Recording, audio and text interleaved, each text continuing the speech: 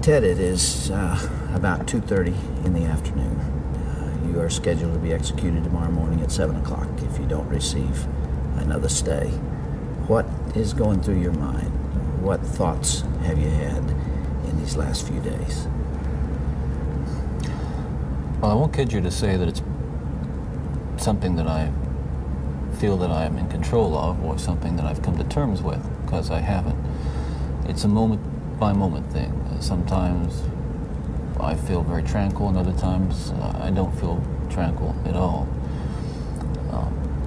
What's going through my mind right now is to use the minutes and hours that I have left as fruitfully as possible and see what happens. It helps to live in the moment, in the essence that we use it productively. So right now I'm feeling calm, and in large part because I'm here with you. For the record, you are guilty of killing many women and girls. Is that correct? Yes, that's true. Ted, how did it happen? Take me back.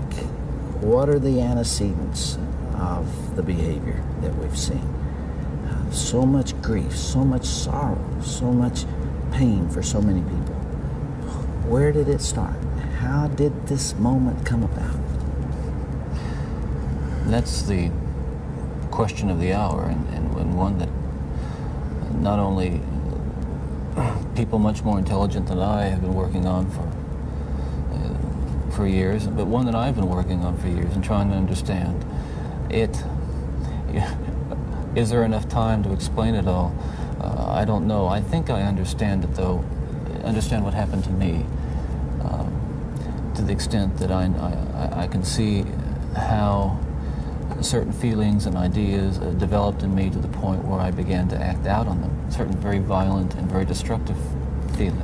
All right, let's go back then to those roots. First of all, you, as I understand it, were raised in what you consider to have been a healthy home. Absolutely. You were not physically abused, you were not sexually abused, you were not emotionally abused. No, no way.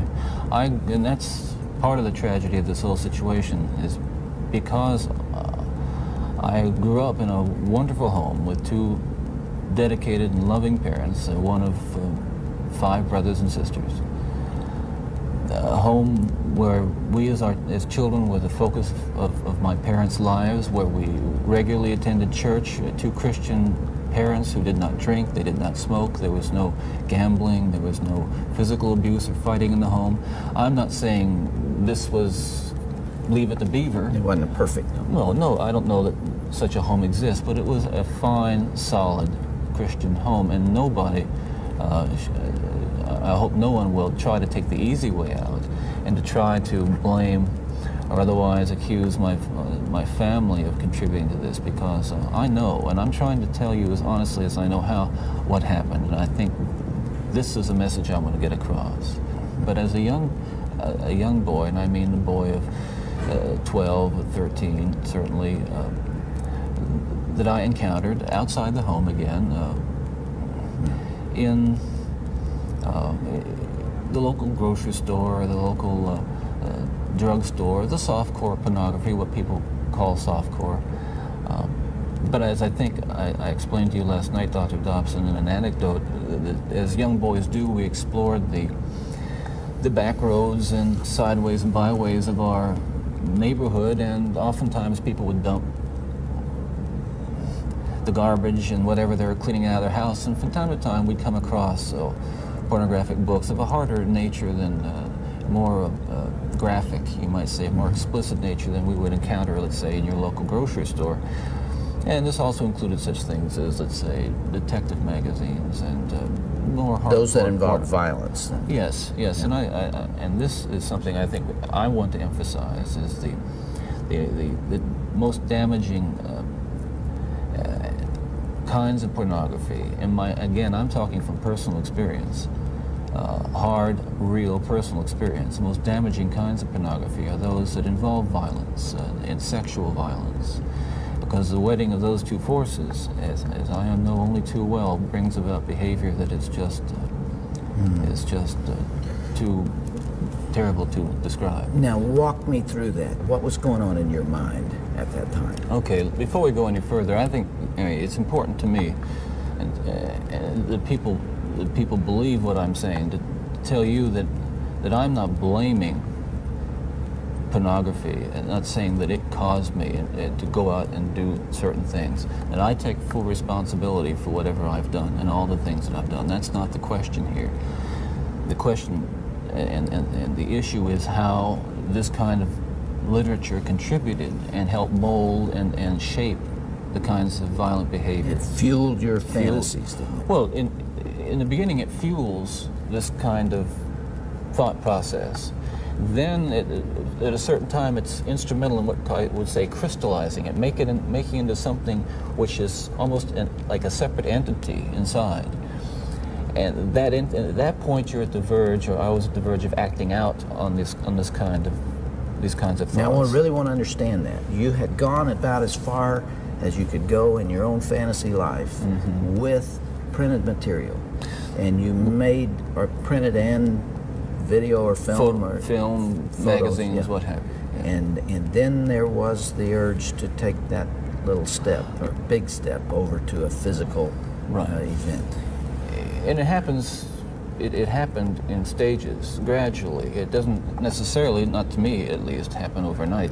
My experience with, I'd say, pornography generally, but with pornography that deals on a violent level with sexuality, is that once you become addicted to it, and I look at this as a kind of addiction, like other kinds of addiction, I would keep looking for more potent, more explicit, more graphic kinds of material. Like an addiction, you keep craving something which is harder, something which gives you a greater sense of excitement, until you reach the point where the pornography only goes so far. You reach that jumping off point where you begin to wonder if maybe actually doing it will give you that which is beyond just reading about it or looking at it. How long did you stay at that point before you actually assaulted someone? Well, yeah, you see, that is a very delicate point in my own development, and we're talking about having reached the point or a gray area that surrounded that point over a course of, you don't remember years. How long that was? I would say a couple years. And what I was dealing with there were very strong inhibitions against criminal behavior or violent behavior that had been conditioned into me, bred into me in my environment, in my neighborhood, in my church, in my school. Things which said, no, this is wrong. Even to think of it is wrong, but certainly to do it is wrong. And I'm on that edge, and you might say the last vestiges of restraint. The barriers to actually doing something were being tested constantly and assailed through the kind of fantasy life that was fueled largely by pornography. Do you remember what pushed you over that edge? Do you remember the decision to go for it? Do you remember where you decided to throw caution to the wind? Again, when you say pushed, I know what you're saying. I don't want to infer again. I understand that. That I was some helpless kind of a victim, and yet we're talking about an influence that is the influence of violent types of media and violent pornography, which was an indispensable link in the chain of behavior, the chain of events that led to the behaviors, to the assaults, to the murders, and what have you. It's a very difficult thing to describe.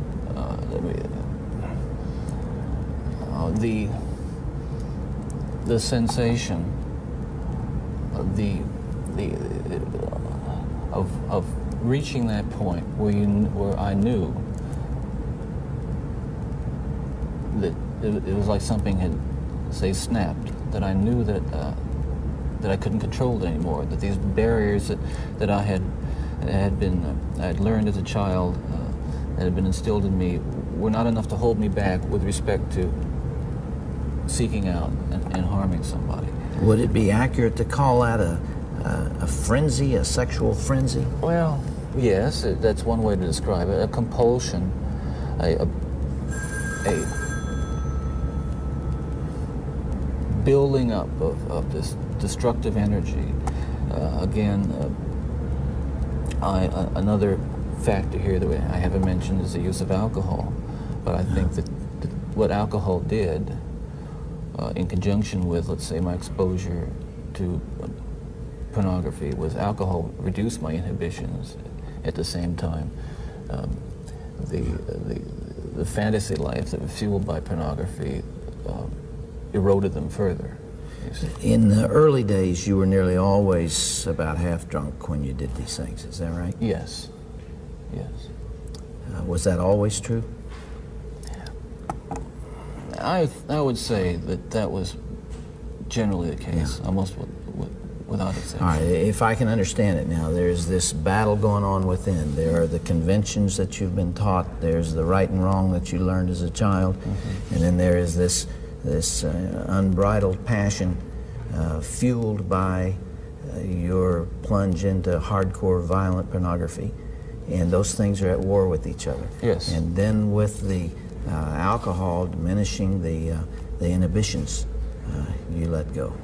Well, yes, and you can summarize it that way, and that's accurate, certainly. And it just occurred to me that some people would say that, well, I've seen that stuff and it doesn't do anything to me. And I can understand that. Virtually everyone can be exposed to so-called pornography, and while they're aroused to it to one degree or another, not go out and do anything wrong. Addictions are like that. They affect some people more than they affect others. Well, but there is a percentage of people affected by hardcore pornography in a very violent way, and you're obviously one of them. That was a major component, and I don't know why I was vulnerable to it. All I know is that it had an impact on me that was just so central to the development of the violent behavior that I engaged in. Ted, after you committed your first murder, what was the emotional effect on you? What happened in the days after that?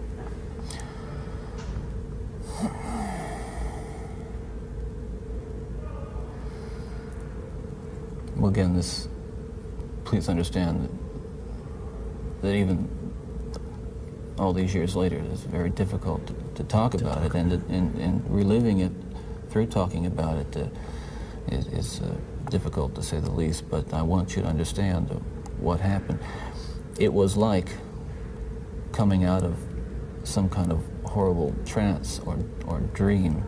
I can only liken it to, after, I don't want to over-dramatize it, but to have been possessed by something so awful and so alien, and then the next morning wake up from it, remember what happened, and realize that basically, I mean, in the eyes of the law, certainly in the eyes of God, you're responsible. To wake up in the morning and realize what I had done, and with a clear mind and all my essential moral and ethical feelings intact at that moment, absolutely horrified that I was capable of doing something like that. You really hadn't known that before? There is just absolutely no way to describe, first, the brutal urge to do that kind of thing, and then what happens is, once it has been more or less satisfied and recedes, you might say, or spent, that sense, that kind of energy level recedes, and basically I became myself again. I want people to understand this too, and I'm not saying this gratuitously because it's important that people understand this, that basically I was a normal person. I wasn't some guy hanging out at bars or a bum, or I wasn't a pervert in the sense that, you know, people look at somebody and say, I know there's something wrong with him, and just tell. I mean, I was essentially a normal person. I had good friends. I led a normal life, except for this one small but very potent and very destructive segment of it that I kept very secret and very close to myself and didn't let anybody know about it. And part of the shock and horror from my dear friends and family years ago when I was first arrested was that there was no clue. They looked at me and they looked at the all-American boy. And I mean, I wasn't perfect, but I want to be quite candid with you. I was okay. Okay, I was. The basic humanity and basic spirit that God gave me was intact, but unfortunately it became overwhelmed at times. And I think people need to recognize that it's not some kind of those of us who have been so much influenced by violence in the media, in particular pornographic violence, are not some kinds of inherent monsters. We are your sons and we are your husbands. And we grew up in regular families. And pornography can reach out and snatch a kid out of any house today. He snatched me out of my home. It snatched me out of my home 20, 30 years ago. And as diligent as my parents were, and they were diligent in protecting their children, and as good a Christian home as we had, and we had a wonderful Christian home, there is no protection against the kinds of influences that are loose in a society that tolerates. You feel this really deeply, don't you? Ted, outside these walls right now, there are several hundred reporters that wanted to talk to you. Yeah. And you asked me to come here from California because you had something you wanted to say. This hour that we have together is not just an interview with a man who's scheduled to die tomorrow morning. I am here and you're here because of this message that you're talking about right here. You really feel that hardcore pornography and the doorway to it, softcore pornography, is doing untold damage to other people and causing other women to be abused and killed the way you did others. Listen, I'm no social scientist, and I haven't done a survey. I mean, I don't pretend that I know what John Q. Citizen thinks about this. But I've lived in prison for a long time now. And I've met a lot of men who were motivated to commit violence just like me. And without exception, every one of them was deeply involved in pornography, without question, without exception, deeply influenced and consumed by an addiction to pornography. There's no question about it. The FBI's own study on serial homicide shows that the most common interest among serial killers is pornography. Yeah, that's true. And it's real. It's true. Ted, what would your life have been like without that influence?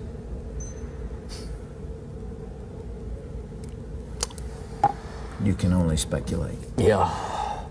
Well, I know it would have been far better, not just for me, and it's, excuse me for being so self-centered here. It would have been a lot better for me and lots of other people. I know that, lots of other innocent people, victims and families. It would have been a lot better. There's no question, but that it would have been a fuller life. Certainly a life that would not have involved, I'm absolutely certain, would not have involved this kind of violence that I have committed. I'm sure, Ted, if I were able to ask you the questions that are being asked out there, one of the most important as you come down to perhaps your final hours, are you thinking about all those victims out there and their families? who are so wounded, you know, years later, their lives have not returned to normal. They will never return to normal. Absolutely. Are you carrying that load, that weight? Is the remorse there? Again, I know that people will accuse me of being self-serving, but we're beyond that now. I mean, I'm just telling you how I feel. But through God's help, I have been able to come to the point where much too late, but better late than never, feel the hurt and the pain that I am responsible for. Yes, absolutely. In the past few days, myself and a number of investigators have been talking about unsolved cases, murders that I was involved in. And it's hard to talk about all these years later because it revives in me all those terrible feelings and those thoughts that I have steadfastly and diligently dealt with, and I think successfully, with the love of God.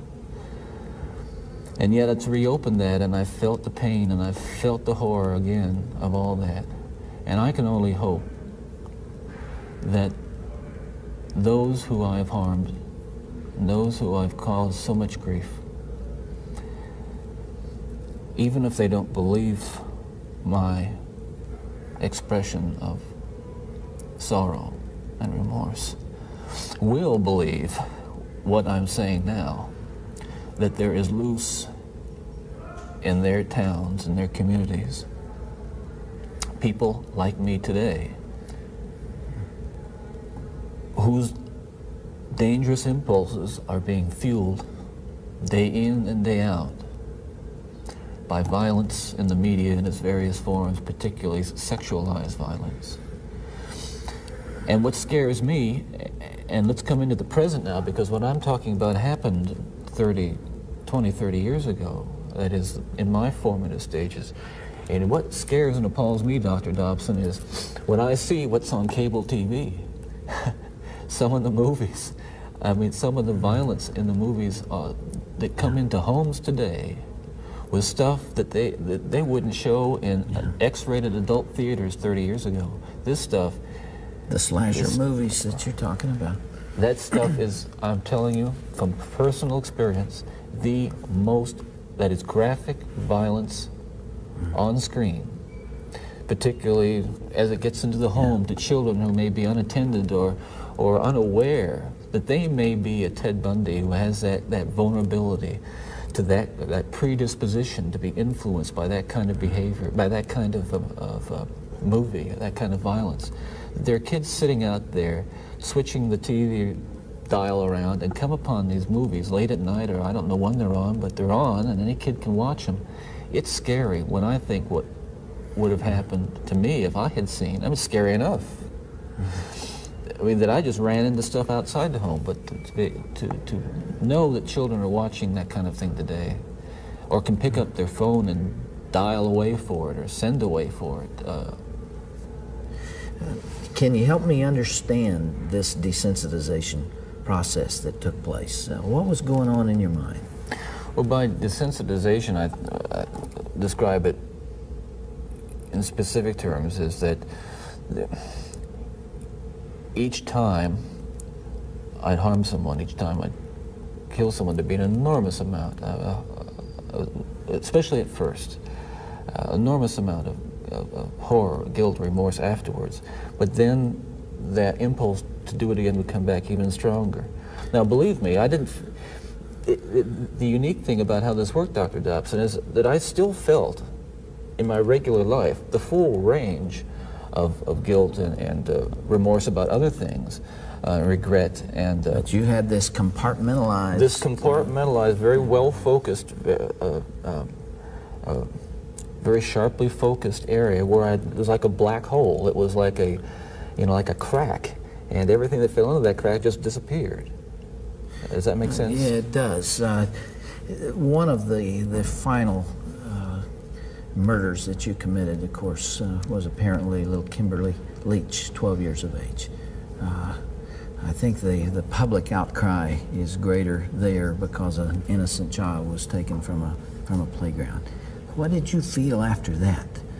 Was there Were there the normal emotions 3 days later? Where were you, Ted? I can't really talk about that right now. That's weird. That's too painful. I would like to. I'd like to be able to convey to you what that experience is like, but I can't. I won't be able to talk about that. Okay.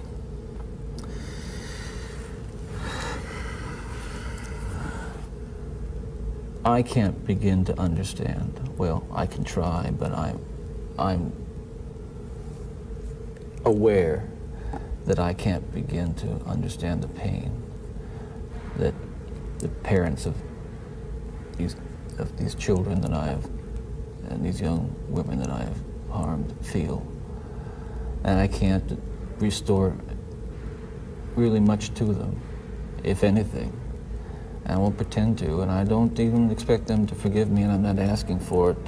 That kind of forgiveness is of God, and if they have it, they have it. If they don't, well, maybe they'll find it someday. Do you deserve the punishment the state has inflicted upon you? That's a very good question, and I'll answer it very honestly. I don't want to die. I'm not going to kid you. I'll kid you not. I deserve certainly the most extreme punishment society has, and I think society deserves to be protected from me and from others like me. That's for sure. I think what I hope will come of our discussion is I think society deserves to be protected from itself, because as we've been talking, there are forces at loose in this country, particularly, again, this kind of violent pornography, where, on the one hand, well-meaning, decent people will condemn behavior of a Ted Bundy while they're walking past a magazine rack full of the very kinds of things that send young kids down the road to be Ted Bundys. That's the irony.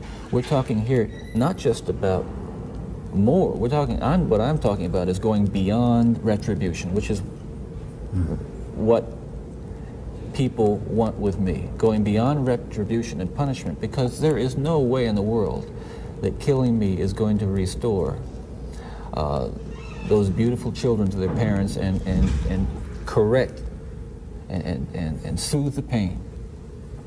But I'll tell you, there are lots of other kids playing in streets around this country today who are going to be dead tomorrow and the next day and the next day and next month, because other young people are reading the kinds of things and seeing the kinds of things that are available in the media today. Ted, as you would imagine, there's tremendous cynicism about you on the outside, and I suppose for good reason. I'm not sure that there's anything that you could say that people would believe. Some people would believe. Yeah. And yet, you told me last night, and I have heard this through our mutual friend John Tanner, that you have accepted the forgiveness of Jesus Christ and are a follower and a believer in Him. Do you draw strength from that as you approach these final hours? I do. I can't say that it's going to be being easy. in the valley of the shadow of death is something that I've become all that accustomed to, and that I'm strong and nothing's bothering me. Listen, it's no fun. It gets kind of lonely, and yet I have to remind myself that every one of us will go through this someday, in one way or another, and countless millions who have walked this earth before us have. So this is just an experience which we all share, and yeah, right on.